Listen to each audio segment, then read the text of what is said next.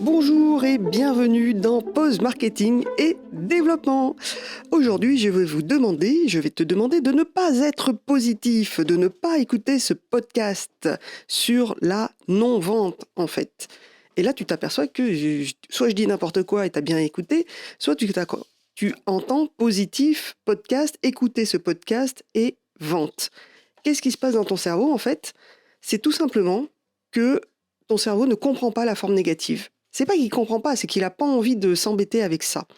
Et le constat de la semaine, c'est que j'ai remarqué que beaucoup trop de gens finissaient leur mail, finissaient leur post par « n'hésitez pas à me contacter, n'hésitez pas à dire ceci, n'hésitez pas à dire cela ».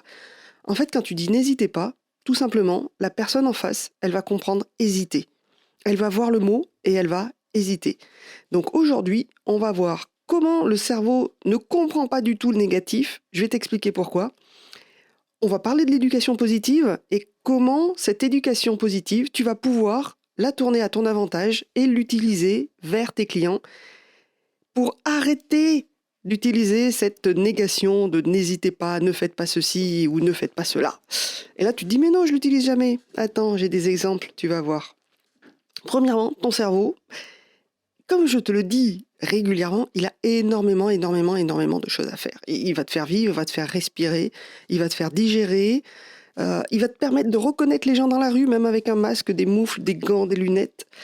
Et tout cela, pour réussir à faire tout cela, et de temps en temps, il switch des informations. Volontairement, c'est vraiment, il dit, attends, ça, pas besoin. Oust. On appelle ça des raccourcis, des biais cognitifs. On a déjà parlé des biais cognitifs liés à la vente. Je ne pense pas qu'on ait déjà parlé des biais cognitifs liés à la négation. En fait, une phrase négative qui va utiliser le ne pas faire ceci, ne pas faire cela, en fait, va être utilisé dans ta tête, il va virer les négations. Il va virer le ne pas. Il va juste prendre le verbe qu'il y a au milieu et du coup, tu vas pas comprendre, en fait, ce que la personne en face t'avait dit, tu vas comprendre l'inverse de ce qu'on t'a dit. Par exemple, je vais te dire, tu ne vas pas partager ce podcast car il n'est pas intéressant. Et là, tu vas comprendre, je vais partager ce podcast car il est intéressant. Ne pas partager, toi, tu retiens le verbe partager. Donc, du coup, tu retiens l'action partager. Et là, merci beaucoup de partager ce podcast. Le négatif, en fait, c'est-à-dire rien à faire, il n'a pas compris et donc il ne va pas bouger. Ton cerveau ne va pas faire d'action puisqu'il n'a pas compris ce qui se passait. Alors que si tu mets un impératif ou si tu mets un verbe, et comme souvent dans les phrases avec les ne pas, il y a un verbe à l'impératif au milieu, souvent on va comprendre en fait, tu ne vas pas partager ce podcast, on va comprendre partager ce podcast. On enlève le tu ne et le va pas. C'est tout simplement, tu vas partager ce podcast et ton cerveau, il veut des choses simples. Ton cerveau a besoin qu'on ne lui donne pas trop de choix en fait. Quand tu as une multitude de choix, et tu le vois, toi, tu vas faire tes courses, tu veux acheter un paquet de gâteaux au chocolat, et tu as 50 000 paquets de gâteaux au chocolat. Même le lait, tu veux un lait qui soit acheté demi-écrémé, tu as au moins une dizaine de références. Comment tu fais ton choix? Et là, c'est très simple. En fait, tu fais toujours le même choix. Tu prends toujours ton lait au même endroit. Ton cerveau, il va pas commencer à examiner tous les laits possibles. Ou alors, tu as vraiment que ça à faire de ta journée.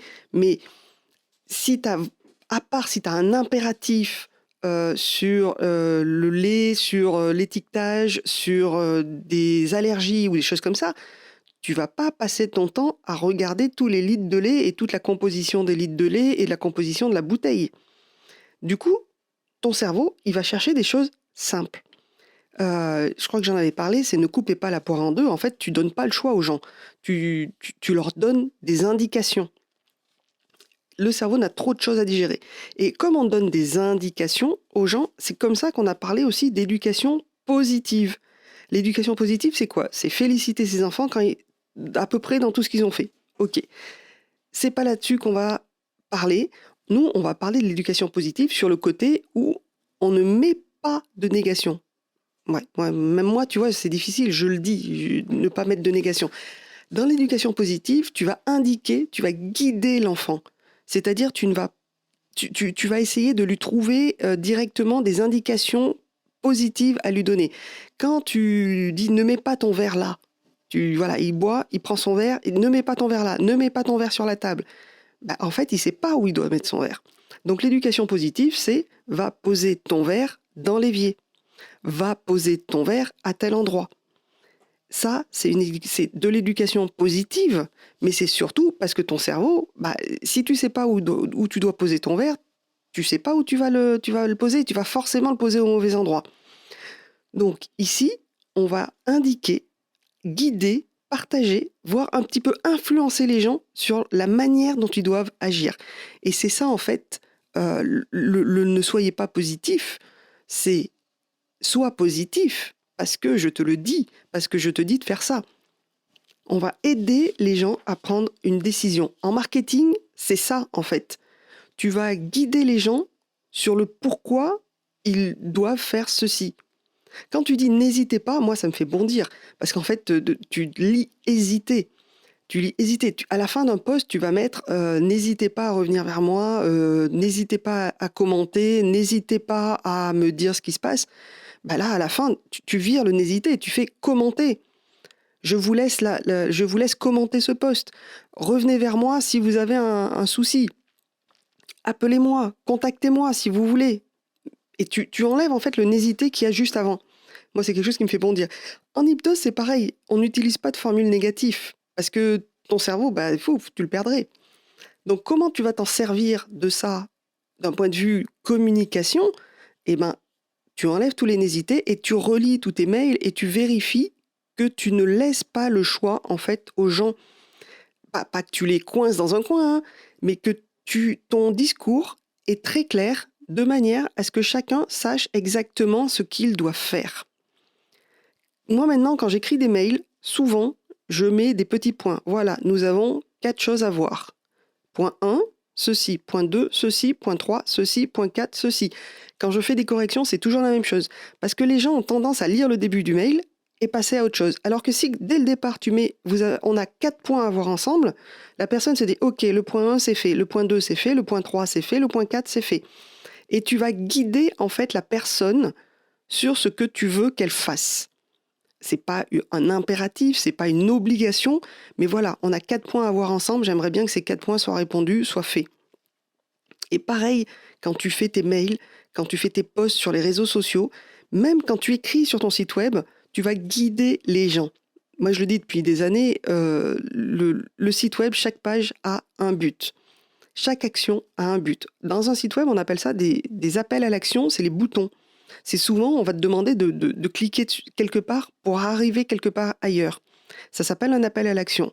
Et il y a eu des études qui disent que, en fait, les appels à l'action, ces boutons-là, en fait, sont beaucoup mieux compris quand c'est des verbes à l'impératif.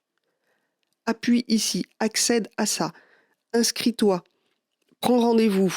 Voilà, il y a plein de choses. Plutôt que contactez-moi, c'est très vague. Alors que tu dis prends rendez-vous, tac, tout de suite, on sait ce qu'on fait.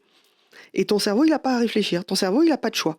Alors bien sûr, dans les appels à l'action, il y a la couleur, il y a le texte employé qui va rentrer en jeu. Mais déjà, abonnez-vous, prendre rendez-vous, accéder, tu sais tout de suite ce que tu fais. Alors que veuillez trouver ci-joint mon guide, abonnez-vous au lieu d'abonnez-vous à ma newsletter ou abonnez-vous, contactez-moi ou venez prendre rendez-vous. C'est des choses qui sont directes. Tu laisses pas le choix en fait à la personne. Elle a compris, rien qu'en voyant le bouton, elle a compris ce qu'il y avait, ce qu'elle devait faire. Et c'est exactement la même chose dans tes posts et dans tes mails. Dis exactement à la personne ce qu'elle doit faire. Rappelez-moi tel jour. Quand on a les n'hésitez pas, c'est en fait quand tu dis n'hésitez pas, moi je l'ai utilisé pendant des années le n'hésitez pas, mais c'est pas bon.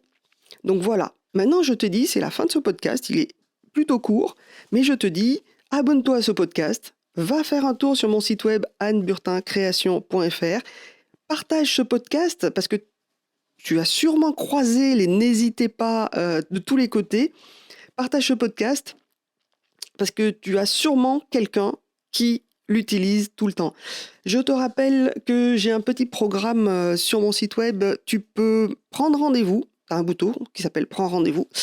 Et tu peux accéder donc à un calendrier pour prendre rendez-vous et on se voit pendant une petite heure pour parler de ta communication, ton marketing, savoir si tu sais pas trop où tu vas ou si tu penses que tu as fait des erreurs. On peut se voir pendant une petite heure et je te donne quelques conseils. Voilà, c'est tout simple. Tu vas sur le site web Anne Burtin Création, juste voilà, dans la première page, tu as marqué prends rendez-vous, un petit bouton vert, tu cliques dessus, tu choisis ton l'horaire à laquelle tu veux qu'on discute, et on se fait un petit zoom et on en parle de tout ça, tout simplement. Donc c'était un petit coup de gueule sur le n'hésitez pas.